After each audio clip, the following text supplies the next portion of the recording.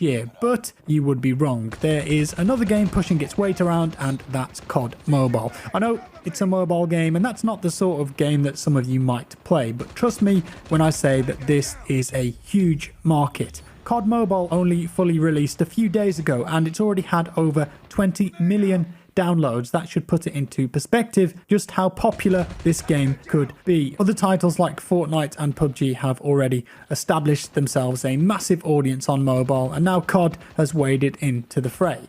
And a big thanks to Activision for sponsoring this video, and if you want to check out the game for yourself, there's a link down in the description below. Now then, I was quite interested to see if this had been done before, and it seems that this is the very first COD game to hit mobile devices. In fact, it's not something that's all that simple. Taking a game that's always been a PC and console shooter and turning it into a successful game on mobile is not an easy task, and as it turns out, it's been achieved through thousands of hours of playtesting. The game has also been through various alphas and betas over the past year to refine it. So the game is being made by Tencent, and well, I don't need to reiterate how much knowledge Tencent have in this market, but rest assured the game is in good hands, because if there's one thing that Tencent knows how to do, it's make a popular mobile game. It would be pretty easy to take some of the COD maps, weapons and characters and just use them in a game that didn't actually resemble Call of Duty, but that's not what this is. This does actually feel like a COD game, and that's a big credit to the developers. First, let's talk visuals, and it's hard to believe a few years ago that I would be saying this, but I think it actually looks good.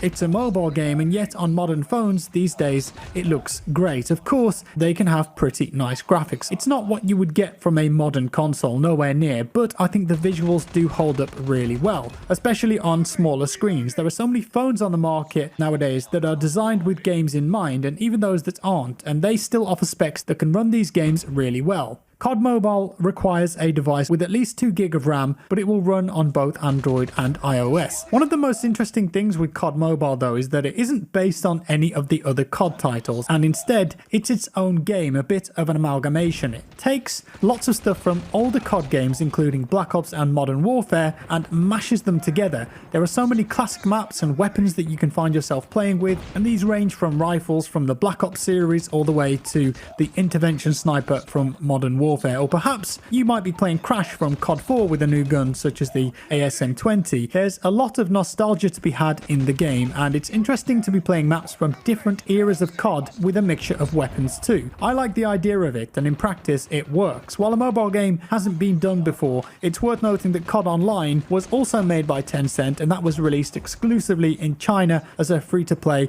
microtransaction game. It also did something similar by having character models and weapons from both the Modern Warfare and Black Ops series, so maybe a bit of a